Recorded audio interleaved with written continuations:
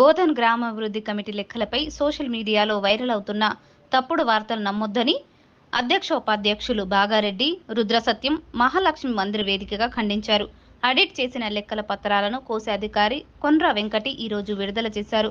త్వరలోనే సమావేశం నిర్వహించి 66 కులాల పెద్ద మనుషుల సమక్షంలో గ్రామాభివృద్ధి కమిటీ ఆధ్వర్యంలో సరైన లెక్కలు అప్పజెప్తామన్నారు. ఈ కార్యక్రమంలో గ్రామాభివృద్ధి కమిటీ సభ్యులు మాసుల శ్రీనివాస్, గంగులదాస్, ప్రచారకర్త గుంత గంగాధర్, పెద్దలు పూజారి లింగం, కుర్మ వీరన్న, శీలం సాయిలు, కమల రవి తదితరులు పాల్గొన్నారు.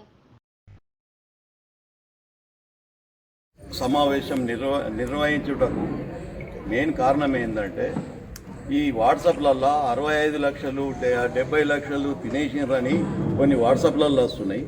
అది ఏం తిన్నాము ఏం చేసినాము అనేది రూపాయి మా దగ్గర లెక్క ఉన్నది, బిల్ టు బిల్ ఉన్నది. అది మీరందరూ దయచేసి మీ వాట్సాప్లలో, మీ పేపర్లలో, మీ టీవీ ఛానళ్ళల్లో కవర్ చేయడానికి ముఖ్య ఉద్దేశము, నిన్న వాట్సాప్ గ్రూపులలో గ్రామాభివృద్ధి కమిటీ నుంచి కమిటీ వాళ్ళు 65 లక్షలు, సుమారు 65 నుంచి 70 లక్షలు తినేసిర్రు, ఫ్రాడ్ చేసిర్రు, వాళ్ళు మింగేసిర్రు అని రావటం జరిగింది. దాంట్లో భాగంగానే ఈరోజు ఈ సమావేశం ఏర్పాటు చేయడం.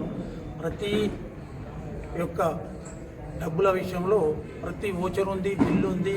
ఆ యొక్క మా గ్రామాభివృద్ధి కమిటీ మొట్టమొదటి 2000లో ఇప్పుడు ఏర్పాటు చేయడం జరిగింది. గతంలో 18 సంవత్సరాలు దగ్గరపట్టి గారు పరిపాలించారు. దాన్ని కొన్నేళ్ల తర్వాత దాన్ని ఒక లెక్కలు చెప్పమని అతన్ని మేము ప్రతి సంవత్సరం ఒక 7-8 సంవత్సరాల నుంచి నువ్వు బతికినంత కాలం నువ్వే ఉండు అధ్యక్షుడిగా, లెక్కలు చెప్పమని చాలాసార్లు గత 8 సంవత్సరాల నుంచి ఇక్కడ మహాలక్ష్మి మందిరంలోనే చాలాసార్లు అడగడం జరిగింది. ఇప్పటి వరకు కూడా దానికి సంబంధించిన లెక్క మాకు చూపెట్టలేదు.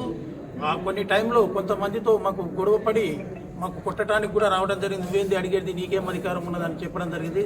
దాంట్లో భాగంగా అందరం కలిసి కొట్లాడిన ప్రతిఫలంగా గత 3-4 సంవత్సరాల క్రితము మా హ్యాండ్ ఓవర్కి రావడం జరిగింది.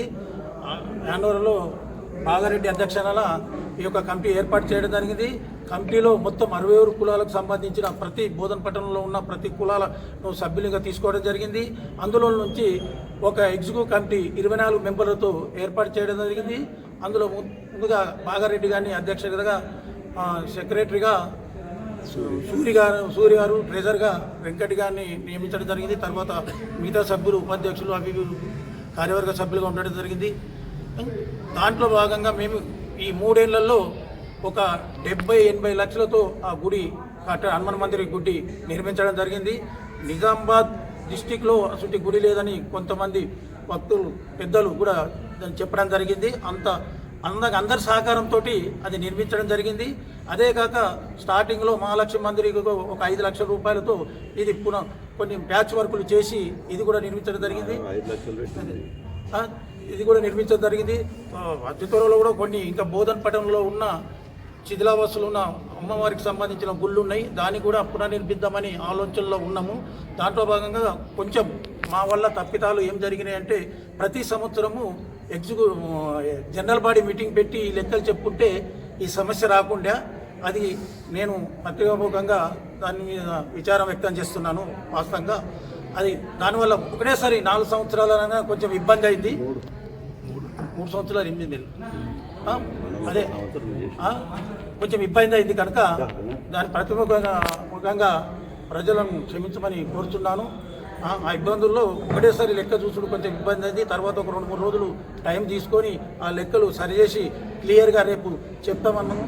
అలాగే కొంతమంది దుష్ప్రచారం చేసి డబ్బులు తిన్నారన్న అది పద్ధతి కాదు, వాళ్ళు పద్ధతి మార్చుకోవాలి. ఇది అన్ని ఆధారాలతో చూపించి చేస్తే బాగుంటుందని వాళ్ళకు ఈ సభాముఖంగా, ఈ పత్రికా నేను కోరుకుంటున్నాను.